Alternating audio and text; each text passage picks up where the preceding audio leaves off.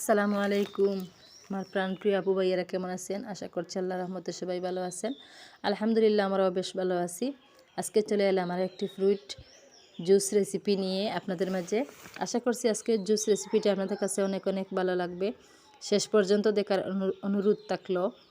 তো এখানে হচ্ছে আমি সব রকমের ফ্রুটস কেটে নিচ্ছি।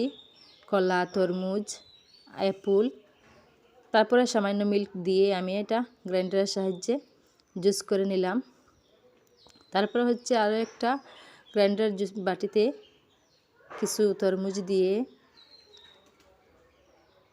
ডালিম দেব,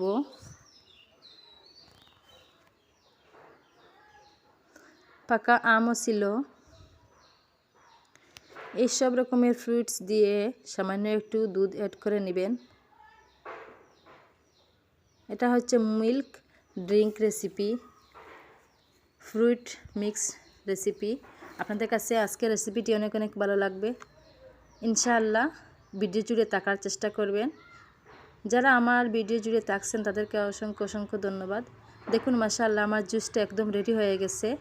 এখন আমি এই যে দুটোটা বাটির মধ্যে যে জুসটা করে নিয়েছিলাম সেই জুসটা অ্যাড করে দিচ্ছি। দেখুন দুটোটার দুইটা কালার হয়ে গেছে।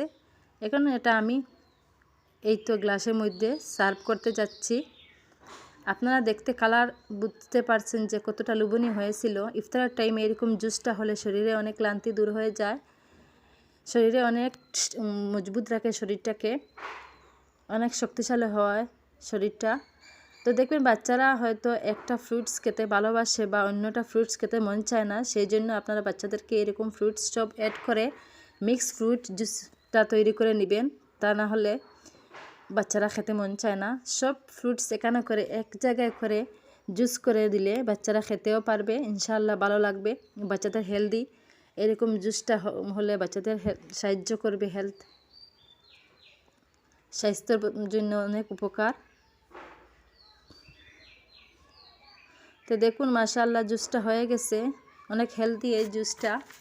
আপনার বাসায় ট্রাই করে দেখবেন। ইফতারের টাইমে তো হলে কোনো কথাই নেই, আর গরমের সময় তো হলে মন প্রাণ দুটোটা জুড়িয়ে যায়।